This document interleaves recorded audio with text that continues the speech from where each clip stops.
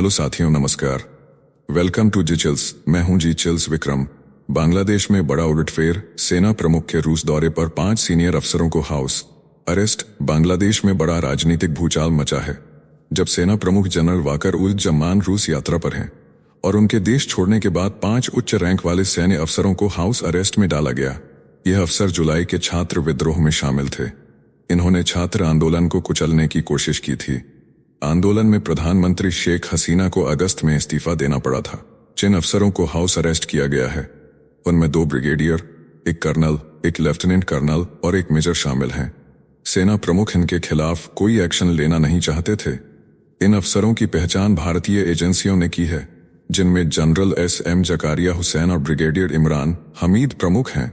ये अफसर अब 24 घंटे की निगरानी में हैं और देश से बाहर जाने से रोका गया है। नेक्स्ट खबर। बांग्लादेशी व्यापार नेता ने भारत से ट्रांसशिपमेंट पर प्रतिबंध हटाने की मांग की।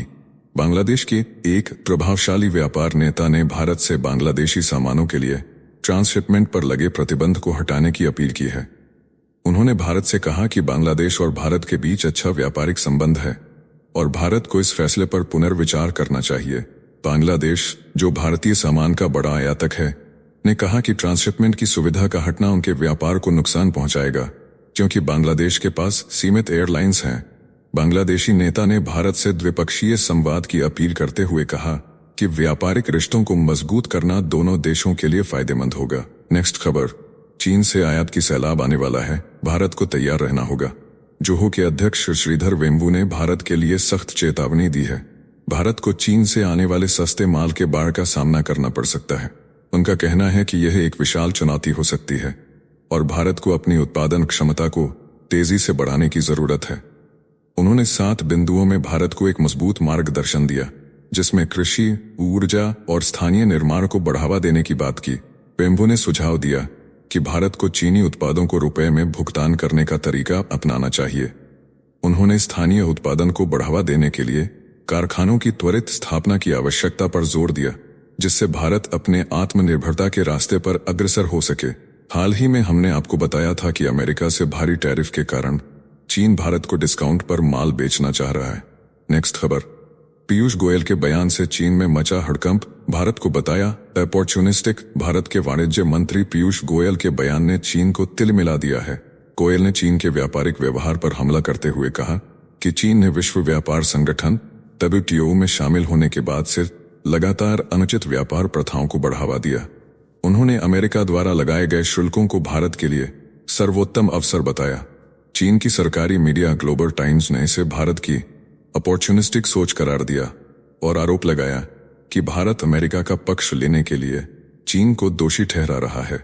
चीन के विशेषज्ञों ने यह भी कहा कि भारत चीन के छोड़ गए बाजार पर कब्जा नहीं कर सकता, क्योंकि चीन की उत्पादन क्षमता और लागत बहुत ज्यादा है। नेक्स्ट खबर। पाकिस्तान के परमाणु बम पर हमला, आतंकियों की साजिश नाकाम। पाकिस्तान के कराची स्थित मसरूर एयरबेस पर तहरीक-ए-तालिबान पाकिस्तान TTP ने भीषण हमले की साजिश रची थी, जिसमें अफगानिस्तान से घुसे आतंकियों का इरादा एयरबेस पर कब्जा करने का था। इस एयरबेस पर पाकिस्तानी वायुसेना के अत्याधुनिक लड़ाकू विमान और परमाणु बम रखे हुए हैं, जो भारत के लिए गंभीर खतरा साबित हो सकते हैं। TTP के इन आतंकियों का लक्ष्य एयरबेस को तबाह कर पाकिस्तान की सैन्य क्षमता को कमजोर करना था। पाकिस्तानी खुफिया एजेंसी ने समय रहते इस साजिश को नाकाम कर दिया और आतंकियों को गिरफ्तार कर लिया। पाकिस्तान की परमाणु सुरक्षा पर सवाल खड़े हो गए हैं, जिससे पूरे दक्षिण एशिया में हलचल मच गई है। साथियों, आपसे कोई खबर छूट न जाए, इसलिए नीचे दिए गए कमेंट बॉक्स में हमारे बिजली प्लेलिस्ट को जरूर चेक करें और साथ ही वीडियो पर 500 लाइक कर दें, ताकि हम आपके लिए रोज वीडियो लाते रहे। अगर आपको हमारी वीडियो यूजफुल लगती है तो अपने प्रियजनों के साथ शेयर जरूर करें। नेक्स्ट खबर। एप्पल की अमेरिकी बाजार में चीन से बचने की योजना। एप्पल अब चीन से अमेरिकी आयात शुल्क से बचने के लिए भारत से अधिक आईफोन भेजने की योजना बना रहा है। अमेरिकी अखबार वॉल स्ट्रीट जर्नल की रिपोर्ट के अनुसार यह कदम अस्थायी रूप से लागू किया जाएगा, ताकि उच्च आयात शुल्क को संतुलित किया जा सके। अमेरिका के राष्ट्रपति डोनाल्ड ट्रंप ने चीनी सामान पर 125% शुल्क बढ़ाने की घोषणा की थी, जिससे व्यापार युद्ध और भी तनावपूर्ण हो गया। इसी बीच एप्पल के शेयरों में 8 अप्रैल के पिछले 3 दिनों में 19% की गिरावट आई है। भारत में फॉक्सकॉन और टाटा समूह एप्पल के लिए आईफोन का निर्माण करते हैं। क्या यह भारत को एप्पल के लिए एक वैश्विक हब बना देगा? नेक्स्ट खबर, कश्मीर में आतंकवादियों के लिए खत्म हुआ खेल, भारतीय सेना का तकनीकी सुपेरियोरिटी दिखा। भारत की सेना अब कश्मीर में अपने ऑपरेशनों में अत्याधुनिक तकनीकी उपकरणों का इस्तेमाल करने वाली है। म्यांमार में चल रहे भूकंप राहत अभियानों के दौरान भारतीय सेना ने रोबोटिक कुत्तों और नैनो ड्रोन का इस्तेमाल किया है, जो जल्द ही कश्मीर में आतंकवादियों के खिलाफ सर्च ऑपरेशंस में इस्तेमाल होंगे। इन रोबोटिक कुत्तों का वजन 51 किलो है और ये 45 डिग्री से लेकर 55 डिग्री सेल्सियस तक के तापमान में काम कर सकते हैं। इसके अलावा नैनो ड्रोन केवल 250 ग्राम वजन के हैं और स्टील्थ मिशन में मदद करेंगे। ये तकनीकी नवाचार सैनिकों के जोखिम को कम करेंगे। नेक्स्ट खबर, रे डेलियो का चेतावनी, अमेरिका की गिरावट और चीन की चढ़ाई। ब्रिजवाटर के फाउंडर रे डेलियो ने हाल ही में एक गंभीर चेतावनी दी है, जिसमें उन्होंने अमेरिका की गिरावट और चीन की बढ़ती शक्ति की बात की है। डेलियो के मुताबिक वैश्विक शक्ति संतुलन एक ऐतिहासिक मोड़ पर है। वह कहते हैं कि जैसे अन्य साम्राज्य गिर गए, वैसे ही अमेरिका भी अब अपने उत्थान के बाद गिरावट की ओर बढ़ रहा है, जबकि चीन एक नए वैश्विक प्रभुत्व की ओर बढ़ रहा है।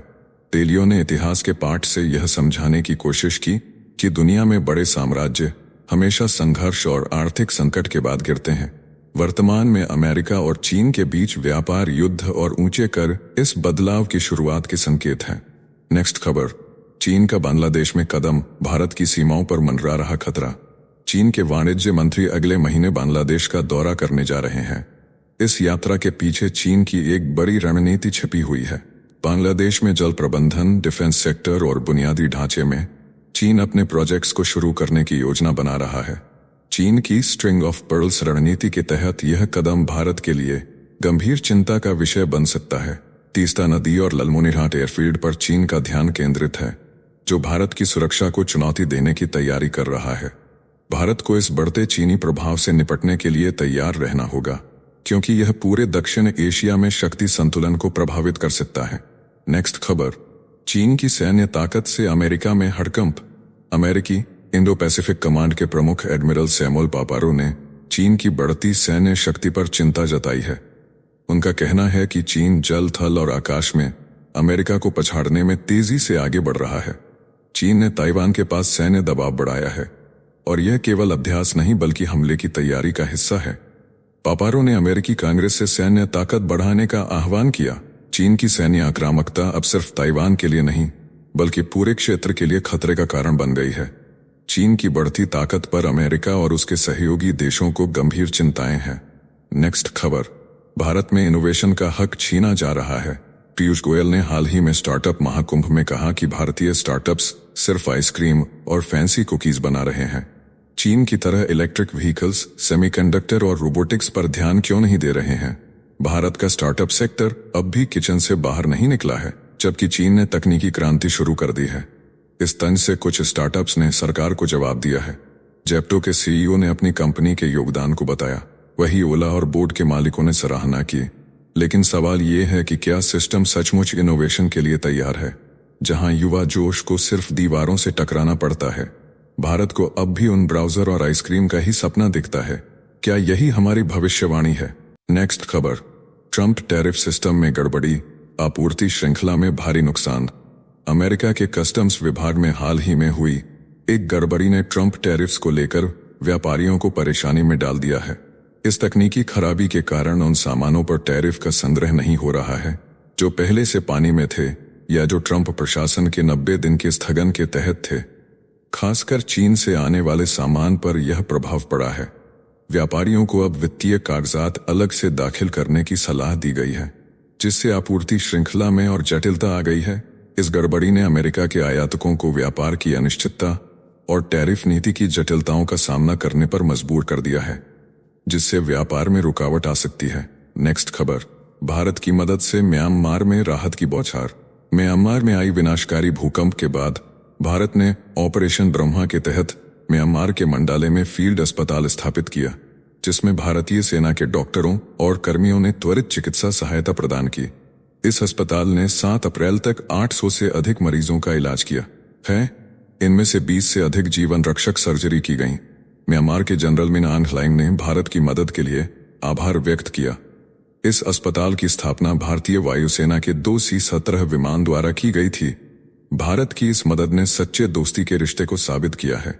यह ऑपरेशन म्यांमार के लिए जीवन रेखा साबित हुआ है। नेक्स्ट खबर, अमिताभ बच्चन के 120 करोड़ के घर, जलसा की शानदार झलक। बॉलीवुड के शहंशाह अमिताभ बच्चन का बंगला जलसा सिर्फ एक आलीशान घर नहीं है, यह बॉलीवुड के इतिहास और परिवार की यादों का जीवंत प्रतीक है। जुहू में स्थित इस भव्य बंगले को अमिताभ को उनके हिट फिल्म सत्ते पे सत्ता के लिए निर्देशक रमेश सिप्पी ने उपहार में दिया था। यहाँ हर कोने में कला और संस्कृति की झलक है। इसके लग्जरी कमरे, ऐतिहासिक चित्र और बगीचे में हरियाली इसे एक शाही अनुभव बनाती है। जलसा की साज सज्जा में बेतहाशा कला और परिवार की तस्वीरें हैं। यह बंगला अब न सिर्फ अमिताभ की संपत्ति बल्कि बॉलीवुड का एक ऐतिहासिक स्थल बन चुका है। नेक्स्ट खबर, इंडोनेशिया की सबसे बड़ी वनों की कटाई का खतरा। इंडोनेशिया दुनिया के तीसरे सबसे बड़े वर्षा वन को नष्ट करने की योजना बना रहा है। लगभग 30,680 वर्ग किलोमीटर वन क्षेत्र को चीनी उत्पादन और बायोएथेनॉल के लिए नष्ट किया जाएगा। इस विशाल परियोजना के तहत हजारों साल पुरानी जैव विविधता को खतरा है। यहाँ के दुर्लभ प्रजातियों जैसे ओरेंगुटान, हाथी और विशाल वन फूलों के अस्तित्व को संकट में डालने वाली इस परियोजना का विरोध बढ़ता जा रहा है। पर्यावरणविदों का कहना है कि यह कदम दुनिया की सबसे बड़ी वनों की कटाई साबित हो सकता है। सरकार ने भूमि पुनर्निर्माण के लिए योजना बनाई है, लेकिन विशेषज्ञों का कहना है कि पुराने जंगलों के लाभ को पूरी तरह से बदला नहीं जा सकता। नेक्स्ट खबर, रिलायंस का 65,000 करोड़ रुपए का प्रोजेक्ट आंध्र प्रदेश में बनेगा। पहला CBG प्लांट मुकेश अंबानी की कंपनी रिलायंस इंडस्ट्रीज ने आंध्र प्रदेश में अपना पहला कंप्रेस्ड बायोगैस CBG प्लांट स्थापित किया है, जो राज्य के लिए एक बड़ी उपलब्धि है। इस प्रोजेक्ट में 65,000 करोड़ रुपए का निवेश होगा और ये प्रोजेक्ट लगभग 5 लाख एकड़ भूमि पर आधारित होगा। इस प्लांट से हर साल 40 lakh ton green clean CBG और 11 लाख मीट्रिक टन ऑर्गेनिक खाद का उत्पादन होगा। इस प्रोजेक्ट से ग्रामीण युवाओं के लिए 2,50,000 रोजगार के अवसर पैदा होंगे। रिलायंस का यह कदम ऊर्जा और खाद्य सुरक्षा में आत्मनिर्भरता की ओर एक महत्वपूर्ण कदम है। नेक्स्ट खबर, बेंगलुरु के रियल एस्टेट बाजार में रेरा पर सवाल। बेंगलुरु के रियल एस्टेट बाजार में जहां 3 कमरे के फ्लैट की कीमत 2 करोड़ रुपए से अधिक है, वहीं घर खरीदार RERA real estate regulatory authority की प्रभावशीलता पर सवाल उठा रहे हैं। रेरा को खरीदारों की सुरक्षा के लिए बनाया गया था, लेकिन अब यह महज एक औपचारिकता बनकर रह गया है। खरीदारों का कहना है कि प्रॉपर्टी डेवलपर्स आसानी से प्रोजेक्ट की डेडलाइन बढ़वा लेते हैं और जरूरी दस्तावेजों की कमी रहती है, खासकर भूमि मालिकाना प्रमाण पत्र की। इसके अलावा एस्क्रो खाते में जमा राशि का कोई ऑडिट नहीं होता। खरीदारों का कहना है कि रेरा बस कागजों में है, असल में इसकी कोई प्रभावी भूमिका नहीं रही। नेक्स्ट खबर, भोपाल में सोने के सिक्कों की धोखाधड़ी का बड़ा खुलासा। भोपाल में एक युवक ने ऑनलाइन सोने के सिक्के मनवाकर धोखाधड़ी की। इस युवक ने पहले ई-कॉमर्स वेबसाइट से 8 और 6 सिक्कों का ऑर्डर किया।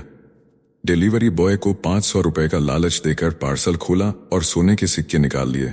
इसके बाद उसने दोनों ऑर्डर ऑनलाइन वापस कर दिए और पूरी रकम वापस ले ली। जब पार्सल कंपनी को वापस आया तो उसमें सिक्के गायब थे। कुरियर कंपनी ने शिकायत की और पुलिस ने आरोपी के खिलाफ धोखाधड़ी का मामला दर्ज किया है। इस धोखाधड़ी से यह साफ हो गया कि अब ऑनलाइन शॉपिंग में भी सावधानी की जरूरत है। नेक्स्ट खबर, भारत का पहला क्वांटम कंप्यूटर बनाने की दौड़। मुंबई के एक शांत कैंपस में भारतीय वैज्ञानिक राजामणि विजयराघवन की टीम भारत का पहला क्वांटम कंप्यूटर बनाने की दिशा में काम कर रही है। यह भारत के लिए एक ऐतिहासिक कदम है, लेकिन इस मिशन के सामने कई बाधाएं हैं, जैसे वित्तीय संकट और सरकारी नीति की जटिलताएं।